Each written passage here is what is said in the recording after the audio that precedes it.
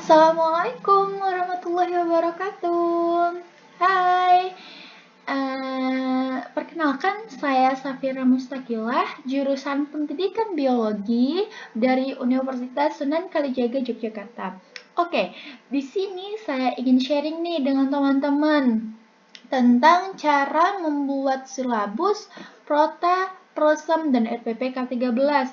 Nah, buat teman-teman nih yang calon guru atau teman-teman yang sekarang udah jadi guru nih, nah teman-teman tuh harus tahu cara membuat silabus, prota, prosem, dan RPP K13. Nah, silabus, prota, prosem, dan RPP K13 ini adalah program yang menunjang pembelajaran, yang menunjang keberhasilan pembelajaran siswa-siswi di sekolah. Nah, jadi tanpa adanya silabus, prota, prosem, dan RPP ke-13, pembelajaran itu tidak akan pernah terjadi dan tidak akan pernah efisien, teman-teman. Nah, jadi teman-teman harus membuat silabus, prota, prosem, dan RPP ke-13 dulu nih. Oke, sebelum membuat, kita harus tahu dulu dong silabus itu apa, prota itu apa, prosem itu apa, RPP ke-13 itu apa. Oke, kita awal dari silabus nih ya. Silabus adalah salah satu komponen perangkat pembelajaran dari rencana pembelajaran pada suatu kelompok mata pelajaran dengan tema tertentu yang mencakup standar kompetensi, kompetensi dasar, materi pembelajaran, indikator, penilaian, alokasi waktu, dan sumber pelajar yang dikembangkan oleh setiap satuan pendidikan. Nah, itu pengertian dari silabus, teman-teman. Kita lanjut nih, pengertian dari prota ya. Nah, teman-teman, sebelum kita masuk ke pengertian prota dan prosem, itu sangat berkaitan nih, sangat berkaitan. Nah, kepanjangan dari prota itu, teman-teman, adalah program tahunan, sedangkan prosem itu adalah program semester. Nah, di dalam program tahunan ini terdapat 2 semester, teman-teman, yang dibahas. Sedangkan di dalam prosem ini hanya terdapat 1 semester.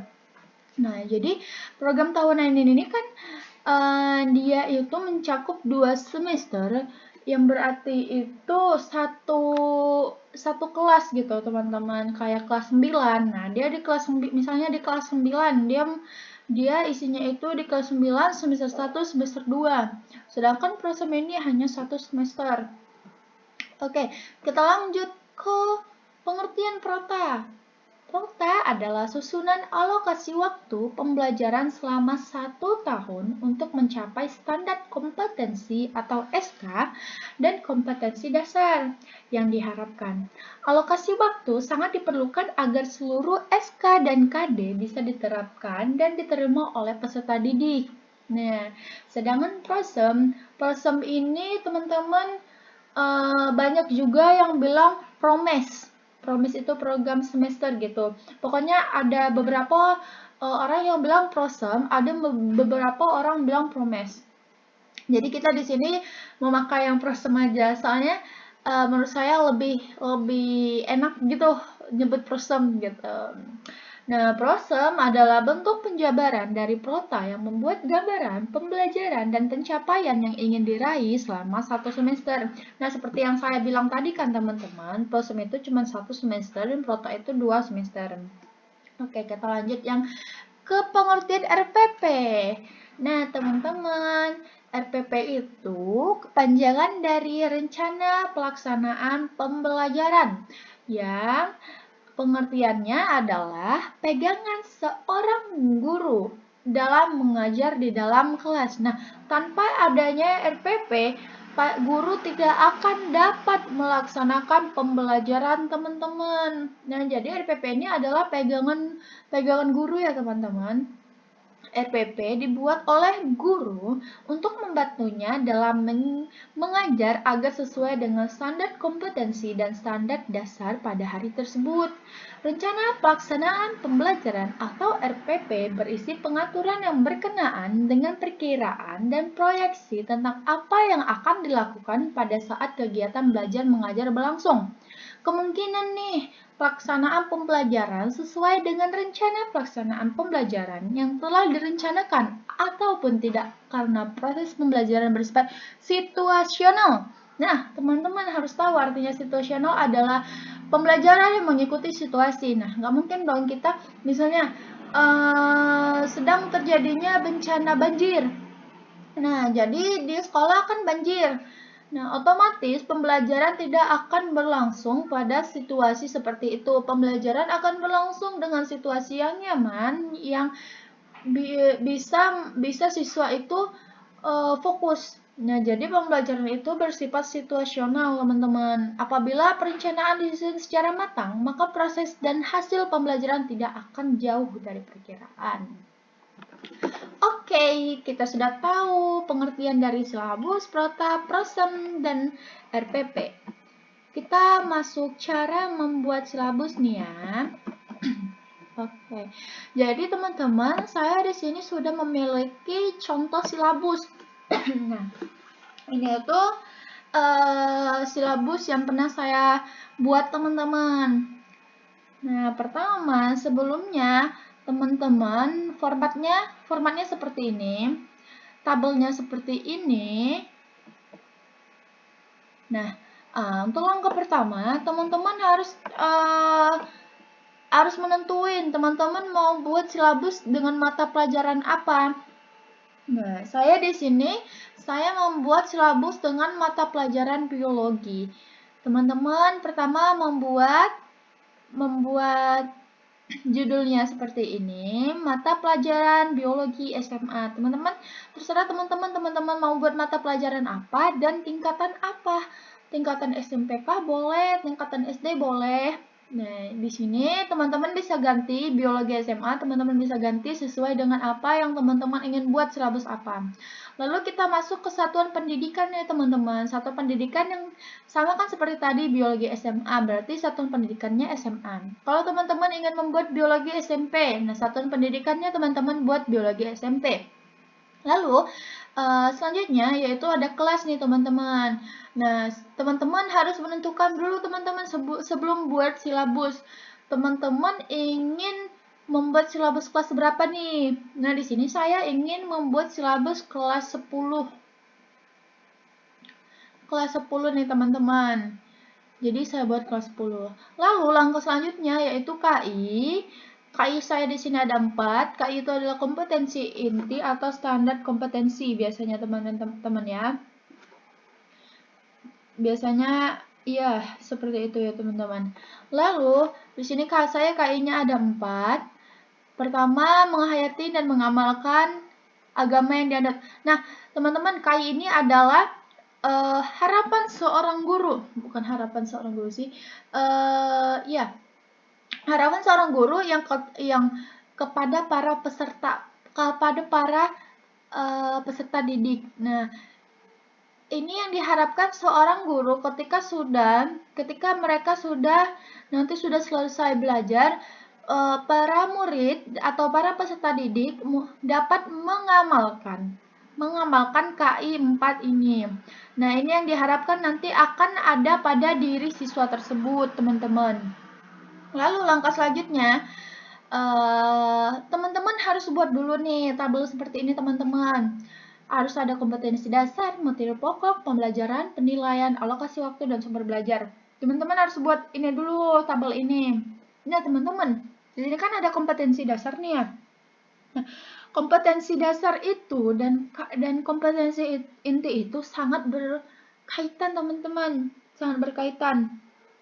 Lalu di sini menuliskan kompetensi dasar, penulisan KD sesuai dengan urutan pada pemetaan. Urutan KD dalam silabus akan mencerminkan urutan RPP yang akan dibuat dan urutan penyajiannya dalam pelaksanaan pembelajaran.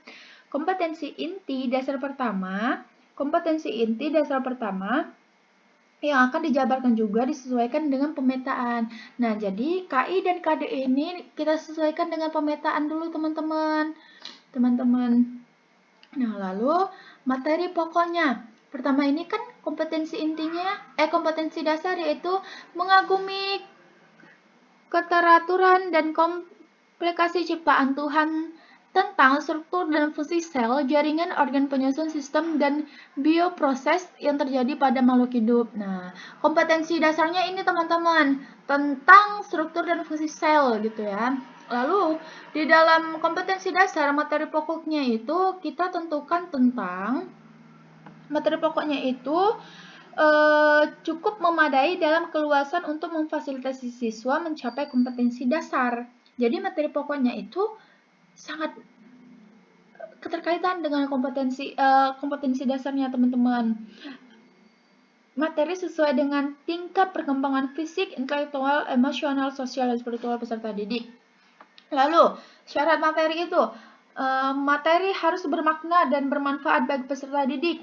Kesesuaian materi dalam karakteristik kompetensi dasar dengan karakteristik keterampilan berarti materi berupa prosedur atau praktek latihan-latihan.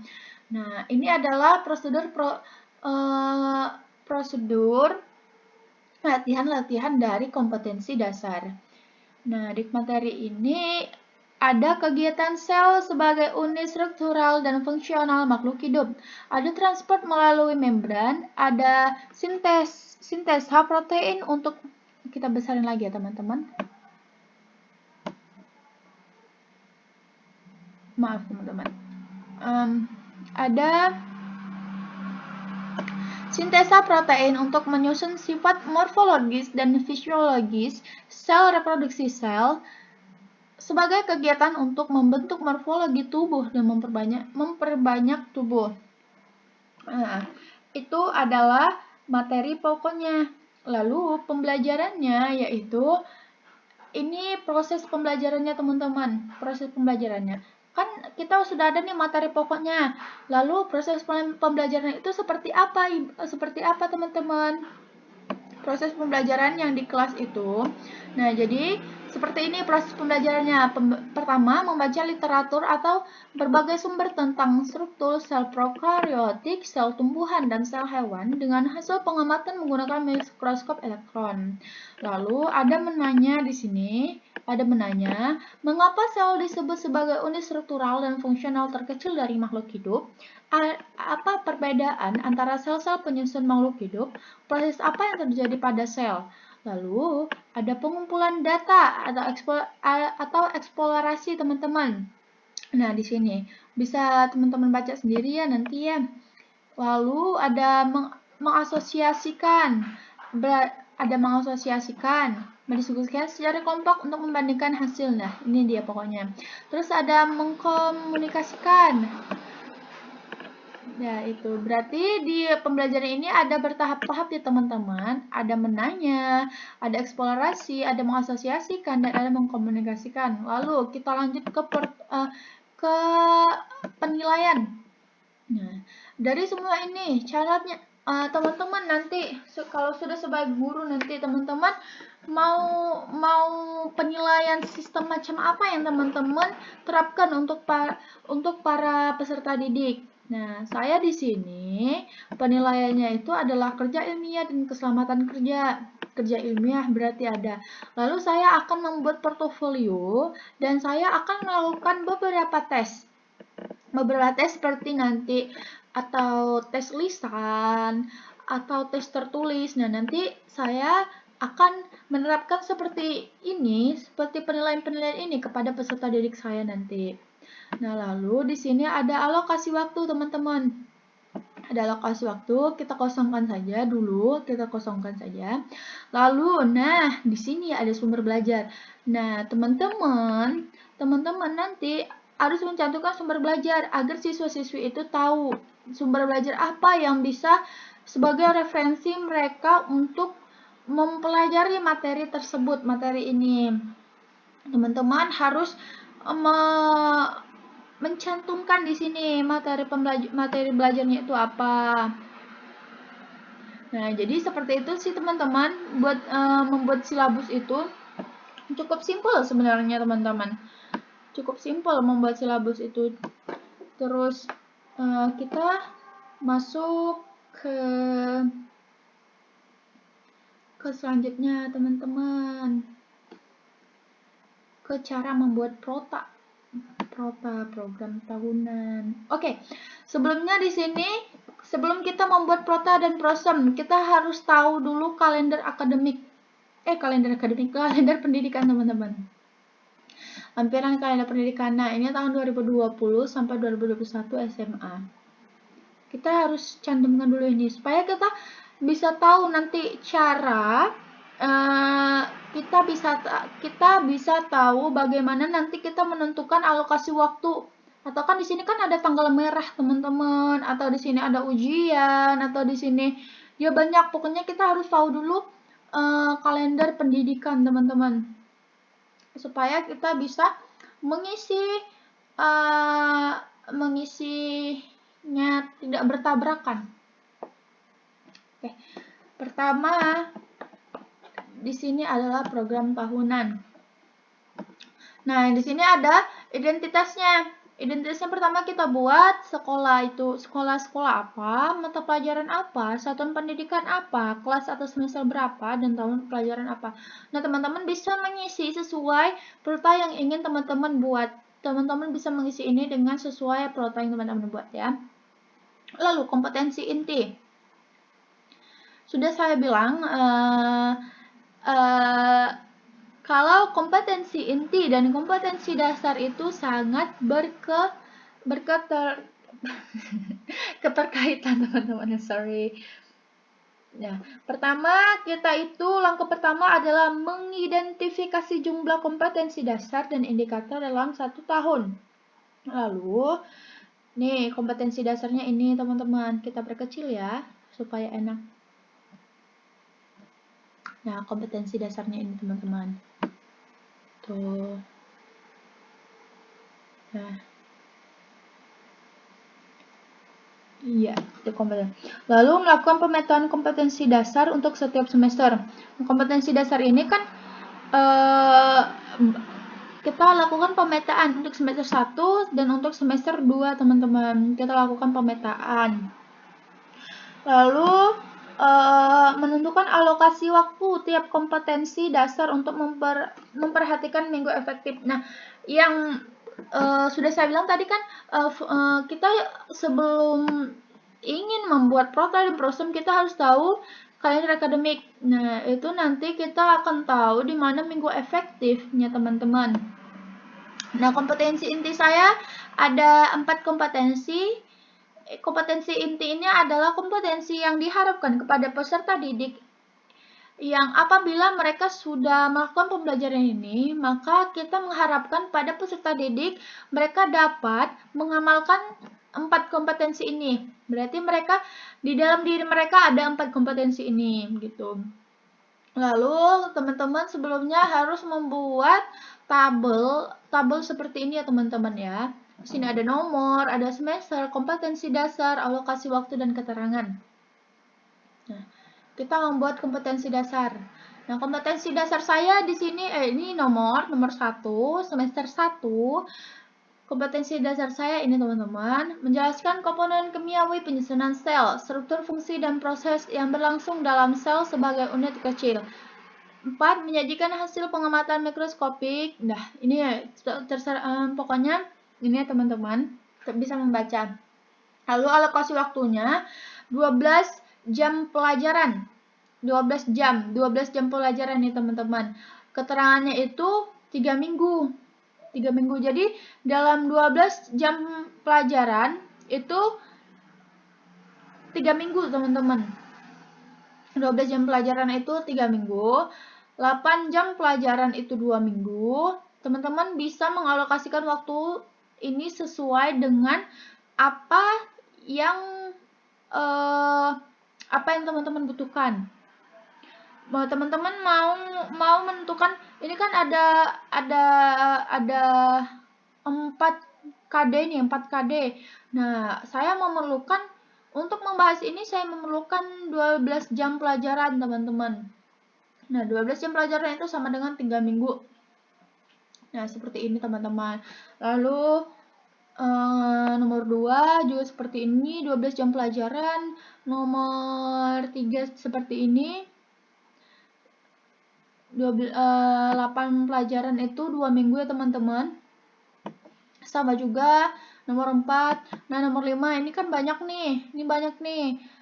Sebenarnya KD-nya cuma 2, teman-teman.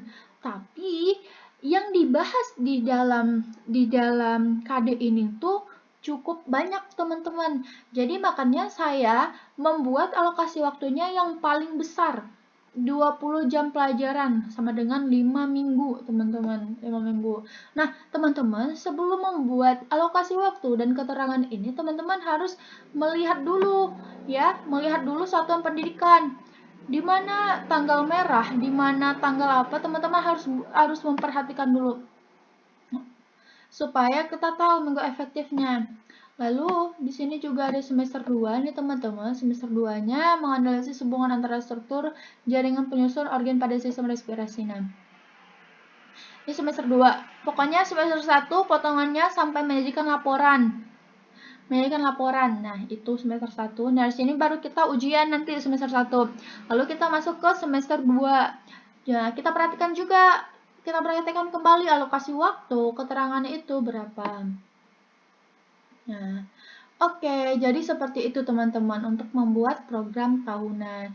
Dan jangan lupa nih ya teman-teman, sekali lagi saya bilang jangan pernah lupa. Kalau teman-teman ingin membuat prota dan prosem itu teman-teman harus teman-teman sangat perhatiin kalender pendidikan supaya teman-teman tahu minggu efektifnya di mana. Oke. Nah, lanjut, ini masih prota ya teman-teman. Nah, SMA Trinusa di sini yang teman-teman Juli itu ada teman-teman harus buat tabel seperti ini dulu sebelumnya. Di sini kita menghitung jumlah minggu efektif dalam 1 tahun berdasarkan kalender pendidikan tadi teman-teman, Nah, teman-teman lihat nih bulan berapa. Bulan Juli ada 5 minggu. Kita lihat bulan Juli. Nah, di sini kan ada 5 minggu nih, teman-teman. Ada 5 minggu. Nah, 1, 2, 3, 4 ini dihitung 1 minggu, teman-teman. Kalau dia sampai 4 hari, itu dihitung 1 minggu, teman-teman. Kalau misalnya seperti bulan Agustus ini, cuma 1 di awal. Ini tidak dihitung. Teman-teman. Jadi bulan Agustus itu 1, 2, 3, 4 minggu ini. 4 minggu berarti. Kalau di bulan Juli berarti ada 1, 2, 3, 4, 5. Ada 5 minggu. Karena ketentuan menghitung 1 minggu itu adalah minimal 4 hari, teman-teman. 4 hari itu baru bisa dihitung 1 minggu, teman-teman. Lalu jumlah minggu tak efektifnya. Kita lihat. Jumlah minggu tak efektifnya 1 minggu. Karena nih, kan 1 minggu itu 4 hari ya, teman-teman ya.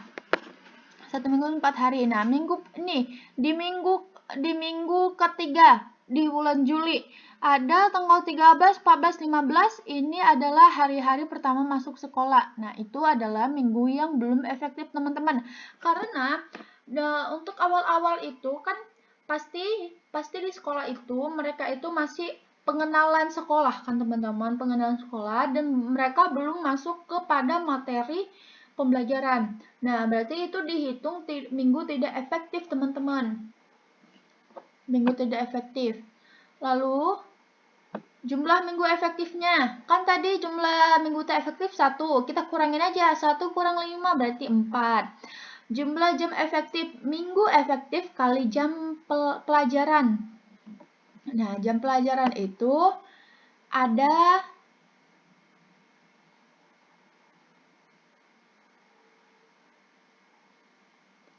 jam pelajarannya itu.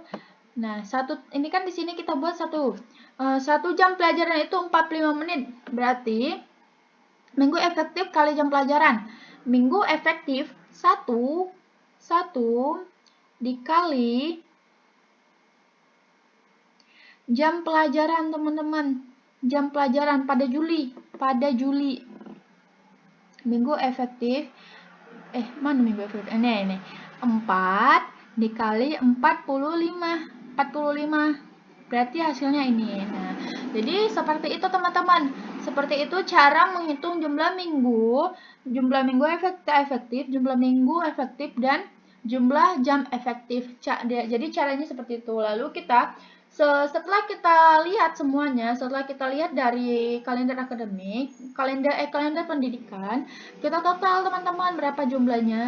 Berarti dalam 1 tahun jumlah jam efektif itu ada 1575 jam. Jumlah minggu efektif itu ada 35 minggu, jumlah minggu tak efektif itu ada 20 minggu, dan jumlah minggu adalah 55 minggu. Kalau kita jumlah 20 tambah 35, hasilnya 55, berarti sama, sinkron. Berarti sinkron, teman-teman. Lalu, untuk membuat plot itu banyak sih, teman-teman. Lalu ada jumlah minggu yang tidak efektif dalam setahun. Nah, kan tadi di sini itu kan ada jumlah minggu tak efektif. Nih kan ada tuh yang 20 jumlahnya. Nah, kita kasih keterangan apa-apa aja sih 20 itu, kok jumlahnya 20 apa-apa aja sih. Satu minggu itu ada hari-hari pertama masuk sekolah, itu keterangannya 13 sampai 15 Juli. Lalu ada hari proklamasi, itu 1 minggu, tanggal 17 sampai 21. Ada penilaian tengah semester, itu termasuk jumlah minggu yang tak efektif, teman-teman. Jadi teman-teman, jumlah minggu efektif itu adalah minggu-minggu yang dimana diisi materi-materi pembelajaran. Nah, jika minggunya nggak ada libur sih, tapi misalnya ada ujian, nah itu tidak termasuk minggu efektif, teman-teman. Itu tidak termasuk minggu efektif. Nah, penilaian, maulid. Nah, jadi seperti itu. Kita harus membuat keterangan jumlah minggu yang efektif itu kegiatan apa aja sih. Jadi kita harus bilang teman-teman. Kita harus terapkan. Kita harus terangkan. Oke, lalu kita masuk ke program semester, teman-teman. Nah, program semester. Pertama, langkah-langkah penyusunan program semester. Pertama, menginput KD dan indikator. Menginput KD, standar kompetensi. Nah, ini dia KD-nya. Lalu menetapkan jumlah jam dan jumlah tatap muka per minggu. Nah, ini jumlah jamnya. Ini adalah hari libur. Ini UTS, hari libur, UAS, hari libur. Atau minggu tak efektif, teman-teman. Mengalokasikan waktu sesuai kebutuhan indikator. Ya, ini kan alokasi waktu. Ini alokasi waktunya nih, 12 jam pelajaran. Lalu memberikan catatan pada kolom keterangan jika diperlukan. Oke, seperti itu. Nah, kita kan juga Lalu kita harus sangat memperhatikan kalender pendidikan, teman-teman. Jangan melupakan kalender pendidikan kalau kalian ingin membuat prosem dan prota atau prosem seperti itu. Lalu standar kompetensi ini semester ganjil, dan ini semester genap. Semester ganjil, teman-teman. SI dan KD. Nih, sudah jelas kan ini? Sudah jelas. Ini menjelaskan komponen kimiawi penyusunan sel. Lalu alokasi waktunya itu 12 jam pelajaran. Nah, di sini di bulan Juli, Agustus, September, Oktober, November kita harus 2 jam pelajaran itu pada tanggal 3 itu 4 jam pelajaran, lalu tanggal 4 itu 4 jam pelajaran, lalu 1 Agustus itu 4 jam pelajaran. Nah, ini dia untuk nomor pertama nih. Ini untuk nomor pertama, atau ini untuk SI 31, 41, 32, 42 nih. Nih, teman-teman.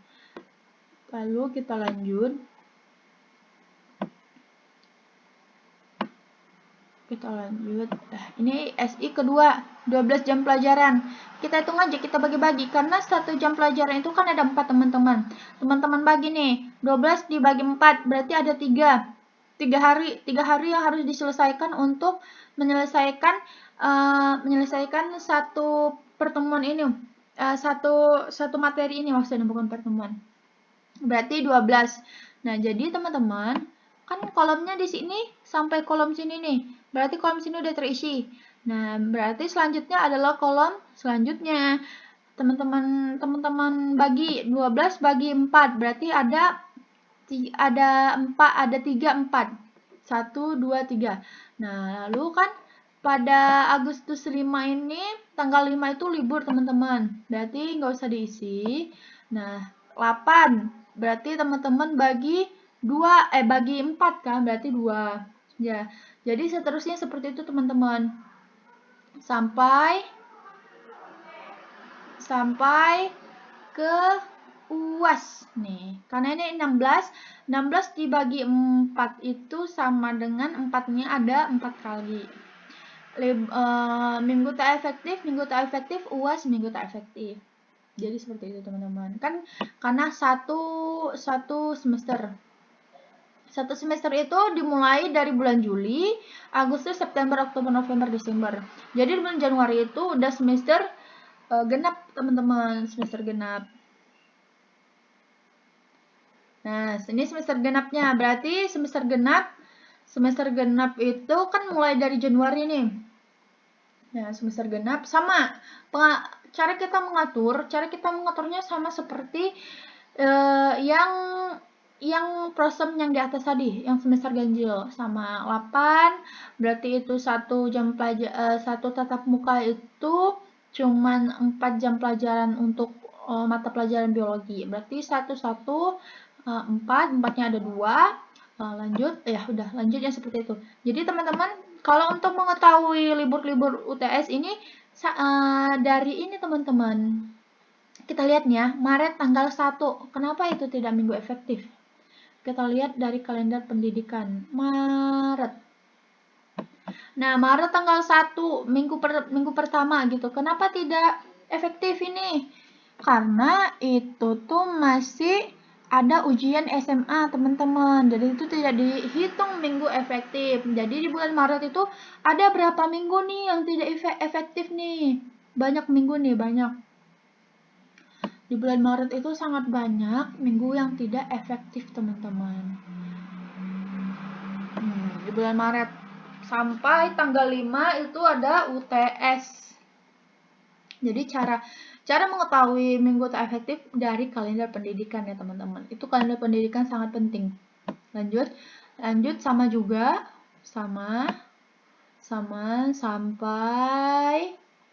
sampai di KI terakhir 12 sampai sini. Lalu ini minggu tak efektif, UAS, dan selesai teman-teman. Jadi seperti itu teman-teman cara menyusun prosem. Jadi teman-teman harus ini sih teman-teman sangat memperhatikan kalender pendidikan teman-teman. Sangat memperhatikan itu sih. Lalu teman-teman kita masuk ke RPP-nya teman-teman, RPP-nya. Nah, di sini tuh RPP K13 ya teman-teman ya. Di sini tuh RPP K13 satu lembar Nadiem Makarim. Di sini ada identitas, kita harus mengisi dulu. Alokasi waktunya kalian tetapin sendiri-sendiri. Di sini saya menetapkan 135 menit. Lalu dalam RPP itu ada tujuan pembelajaran. Nah, teman-teman, di sini tujuan pembelajaran saya itu ada sini tujuan pembelajarannya ini mengikuti ini teman-teman, materi pokoknya ini materi pokok. Nah, di sini tujuan pembelajaran saya seperti ini.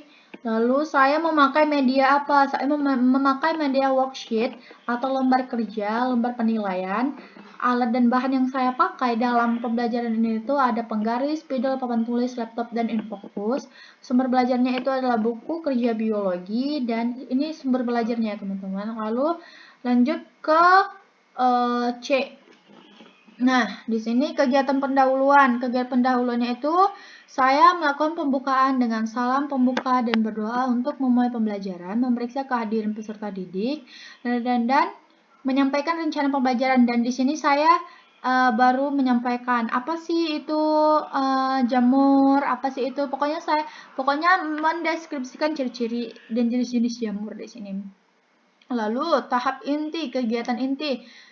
Pokoknya ini teman-teman ya, kan karena teman-teman itu saya tuh alokasinya waktunya itu 130 menit. Nah, jadi saya mengalokasikan waktu itu di 3 tahap ini harus cukup 135 menit, teman-teman. Harus cukup 150 menit. Nah, ini kegiatan pendahuluan. Lalu kegiatan inti itu ada 3 tahap juga, teman-teman. Ada eksplorasi, ada elaborasi, ada konfirmasi. Nah, eksplorasi saya, guru meminta siswa menyiapkan alat dan bahan untuk mengamati jamur yang dibawa siswa. Lalu siswa mengamati jamur baik dan menggambarkan hasil pengamatan. Konfirmasinya menjelaskan tentang hal-hal yang belum diketahui. Lalu kegiatan penutupnya itu ada 15 menit, teman-teman. Guru bersama siswa menyimpulkan ciri-ciri jamur berdasarkan hasil pengamatan yang tadi yang sudah dilakukan kan. Lalu siswa mengumpulkan laporan hasil pengamatan siswa. Nah, lalu penilaiannya di sini saya laporan hasil pengamatan jamur kan, karena di sini kita kan meminta siswa-siswi untuk mengamati jamur yang mereka bawa. Siswa mengamati jamur baik dan menggambarkan hasil pengamatan mereka. Lalu uji kompetensi tertulis. Nah, nanti penilaiannya di sini saya meminta kepada para siswa saya untuk ini teman-teman, untuk apa? Saya seperti isai, saya memberi isai kepada mereka, ada isai, lalu seperti itulah penilaiannya, uji kompetensi tertulis. Saya memakai 2 penilaian di sini. Lalu di sini ada mengetahui kepala sekolah, nama, NIP, dan ini guru mapel biologi. Sangat singkat teman-teman, K13 itu. Cuma 1 lembar. Oke teman-teman, sudah tidak terasa hampir sudah setengah jam lebih saya menemani teman-teman dengan saya menjelaskan, mungkin tidak cukup jelas ya mungkin ya, atau penyampaian saya kurang bagus gitu, maafkan ya teman-teman ya. Dan sekian teman-teman, semoga hari-harinya menyenangkan dan semoga kita semua diberi kesehatan untuk menghadapi COVID-19 teman-teman. Bye-bye. Assalamualaikum warahmatullahi wabarakatuh.